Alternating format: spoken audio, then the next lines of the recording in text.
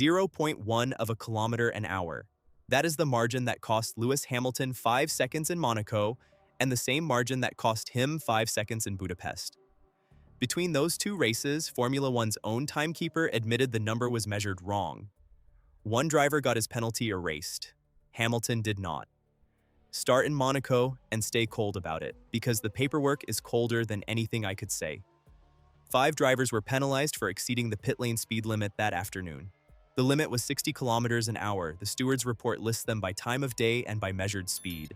Hamilton at 60.1, Russell at 60.1, Colapinto at 60.1, Gasly at 60.1, Piastri at 60.1, Gasly again, later, at 60.4, under safety car conditions, where there was no sporting advantage on offer at all. 5 separate cars from 4 separate teams, all landing on exactly the same figure, in the same place, in the same race. When 5 different engineering departments in the most measured sport on Earth all miss by the same 1/10, the fault is usually not in 5 sets of hands. If you are watching this and you are not subscribed, fix that now, because this channel has been tracking this specific measurement problem since June, and this is the video where the two ends finally meet. And tell me in the comments which country you are watching from. That single question gets more replies than anything else we ask, and I read them. Now, who says this out loud matters more than what gets said? Alpine did not complain on television. Alpine filed a right of review, which is a formal process with a filing deadline and an evidence threshold, and which almost always fails, because the bar is a significant and relevant new element that was not available at the time of the decision. Teams lose those hearings routinely. Alpine walked in with the one thing that clears that bar, and the thing they brought was not an opinion. At the hearing, Formula One management, the body that operates the timing, admitted there had been an error in the distance used to calculate speed in the Monaco pit lane. A LiDAR scan taken after the event found that the shortest possible distance between the timing loops, where every one of those offenses occurred, was 77 centimeters shorter than the distance the system had been set up with. The zone itself, according to the race, covers around 26 meters and 70 centimeters at that speed. So the machine was dividing by a length that did not exist, 77 centimeters, less than the length of your arm. That is the entire size of the error that produced 60.1 instead of 60.0. Let me put the official logic on the stand, because it is where this stops being a technical story and starts being a story about who decided what. Was the error real? Yes. Formula One's own timekeeper conceded it in front of the stewards. Was it relevant to Hamilton's penalty? It was recorded at the same loops in the same race at the same figure. Did the stewards accept it? They did, and they rescinded both of Gasly's penalties and put him back on the podium, which pushed Isaac Hadjar down to 4th. So why did Hamilton keep his? Because he had already served it. Gasly's penalties had been added to his finishing time after the race, so they were still live and could be struck out. Hamilton, Piastri, and Russell had taken theirs during the Grand Prix, inside the race at their stops. Once a penalty is served, there is no mechanism in the regulations to give the time back. That principle was set out the previous season when Carlos Sainz had a Zandvoort penalty rescinded and the result stayed exactly where it was. Read that again because nobody is hiding it. It is written down. The remedy exists only for the driver who had not yet paid. Obedience removed the remedy, and there is a second layer nobody at Ferrari seems eager to discuss. Ferrari did not file a right of review at all. Mercedes did, and then withdrew it. Alpine filed and won. 3 teams, 3 decisions, 1 measurement. Now hold that thought because it widened after the hearing. McLaren and Red Bull both served notice of their intention to appeal the decision that gave Gasly his podium back. McLaren's argument in the room was that there is a well-known risk of discrepancies in pit lane speed calculations. Red Bull's sporting director Stephen Knowles argued the measuring process had been consistent all weekend, and that teams had been adjusting their own systems to build an extra margin precisely because they know the calculation method is imperfect. Sit with what those 2 teams just told the stewards on the record. They did not say the system is accurate, they said everyone already knows it is not, and that the correct response is for teams to leave themselves a cushion. That is a paddock openly treating an official measurement as approximate, while the penalty it triggers is automatic and exact. So here is your vote, and I want it in the likes. If the sport knows the number can be wrong by 77 centimeters of assumed distance, should a 5-second penalty still be automatic at 1/10 over? Like this video if you think the tolerance has to come back.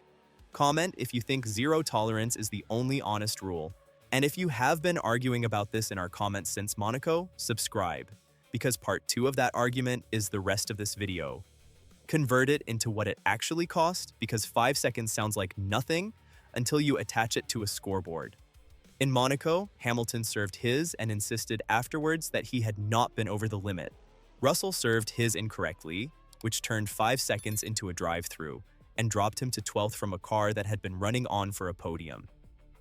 Mercedes counted the damage at 15 points in 2 championships. Gasly, the only one who did not pay on the day, ended the process 3rd, then take it to Hungary 5 races later. Same 10th, different limit, 80 kilometers an hour this time, on lap 61, on a stop Hamilton did not want. Ferrari brought him in under the virtual safety car after Piastri stopped on track, which handed track position to Max Verstappen and left Hamilton reaching the safety car line just behind Kimi Antonelli, so he had to give a place back as well. The 5-second penalty for exceeding by 0.1 landed on top of all of it. He finished 5th. Without the penalty, he finishes 4th, and earlier in that race he was in position to fight for 3rd. And the championship context is not decoration. Antonelli went into that weekend leading the drivers' standings by 45 points over Hamilton. There is a Vasseur quote that ages strangely against all of this, and I want it dated properly because that is the whole trick. After Hungary, Fred Vasseur was asked directly whether the run of sanctions reflected the title fight. He told Planet F1 and other outlets that it is difficult to put all the penalties in the same basket. He then went through them one by one. The collision with Russell at Spa he called a racing incident and said he would ask Hamilton to do exactly the same thing again, because the alternative was going over the curb. The Hungary pit lane penalty, he traced back to Ferrari's own execution, a locked wheel at the stop, a couple of tenths lost, and a pit exit that was 2 tenths away from optimal, which pushed his driver into trying to make it back. That is a team principle, taking the blame off the governing body and putting a share of it on his own garage, in public, on the record. It is also the second time in 2 days he did something like that. On the Saturday, on Sky Sports F1, Vasseur said Ferrari did tell Hamilton about Piastri approaching, but far too late. That was the qualifying penalty, 3 grid places for unnecessarily impeding, which turned second on the grid into 5th at a circuit where passing is difficult. Hamilton had led by around 1/10 of a second before the final runs and lost pole to Lando Norris by 12 thousandths. 2 admissions, 2 days, from the man whose job it is to defend the team. And notice what he never said. He never said the measurement was wrong. Pull back from the individual cases because the pattern here is structural rather than personal. Pit lane speed in Formula 1 is not read off a radar gun pointed at a car. It is an average calculated between timing loops, from a distance figure that somebody has to enter into a system. Monaco proved that figure can be entered wrong, and that the error only surfaces if a team spends the money and the days to fund a formal review. The race has also explained why the old margin disappeared. There used to be a small upper allowance, and teams responded by treating the top of that allowance as the working target, so the allowance was removed and replaced with the zero-tolerance approach in force. Today, the rule tightened because teams gained the slack. The measurement, meanwhile, stayed exactly as precise as it had been. That is the mechanism that produces this video.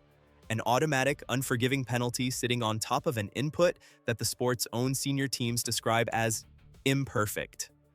The strongest argument against everything I have just laid out belongs to the other side, and it is a serious one. Every single one of those penalties is defensible on its own. The stewards applied the number the system gave them, consistently to every driver, without favor. Alpine won its review because Alpine had a live penalty and new evidence, not because Alpine was liked. The finality principle protects results from being rewritten for weeks after a race, and that principle protects Hamilton in other seasons as much as it costs him in this one. The Hungary qualifying penalty was procedural, and his own team principal said the warning came late. Race fans has pointed out that Hamilton was very fortunate not to be penalized for an unsafe release at Spa, which is normally automatic, so on the balance of that run he may have taken as much luck as he lost. And Hamilton himself said the last 2 races were bad from his side, and took responsibility. Hold that up honestly, and it still leaves one thing unexplained. Every institution in this story acted within its own rules, and the outcome is still that the driver who complied is the only one who cannot be made whole. Before the last part, subscribe. This is the third video in the series, and the appeals from McLaren and Red Bull are the reason there will be a fourth. So here is the reading. Nobody in this story has been shown to have targeted Lewis Hamilton. I have no evidence of that. I am not claiming it.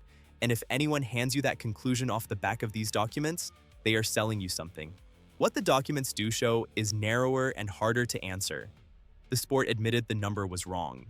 It fixed the number for the one driver who had not yet paid and told the four who had that the regulations offer them nothing.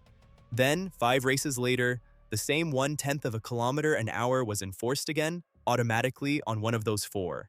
That is not a motive.